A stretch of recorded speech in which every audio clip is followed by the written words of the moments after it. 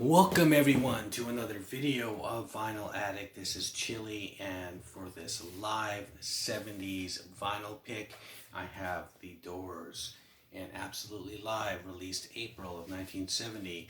Now before I get into this, please don't forget to hit the like button, comment on this video, share this video, and if you still haven't, please subscribe to the channel and hit the notification bell for updates. Okay, so with that out of the way, Absolutely Live, absolutely great.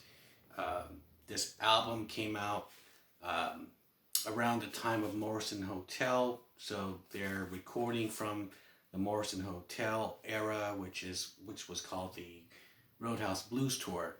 Now, there are no tracks from that album on here, unfortunately, but what we do get is a lot of deep cuts and hardly any singles.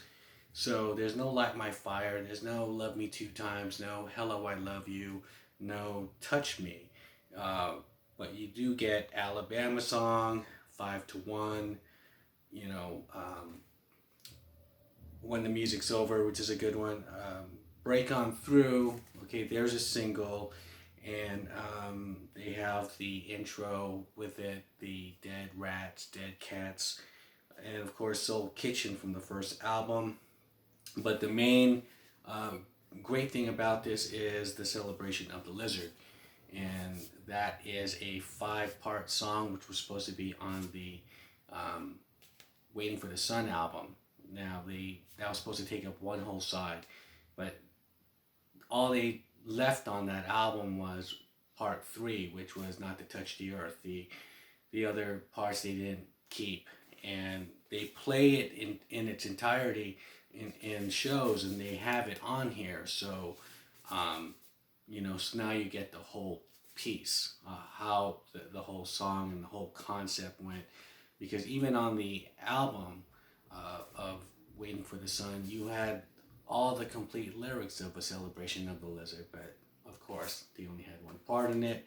So at least that's one cool thing about this. And now that what I said was that this was from the Morrison Hotel era, but of course that gem is not Morrison Hotel. That is the Rock God early era, first album, second album, Jim. And Jim didn't like this kind of Rock God look. He was trying to kill it, because around this time of Morrison Hotel, he grew a beard and gained some weight and tried to just kill this look so he could be taken seriously for his art and for his poetry.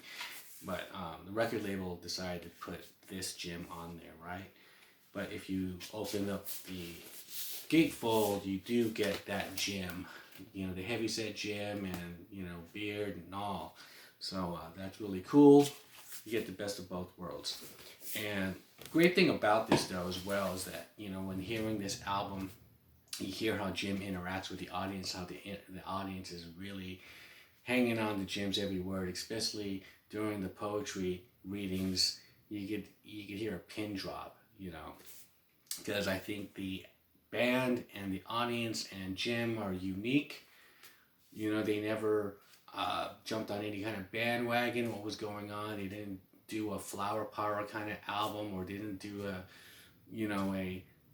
Dylan type song, like the Beatles. They kind of do that, like in Rubber Soul, they'll start doing like Dylan-esque stuff, or All You Need Is Love kind of stuff. And the Doors just pretty much stayed in their lane, and their music was just dark themed and pretty much chaotic rock and roll too, and theater.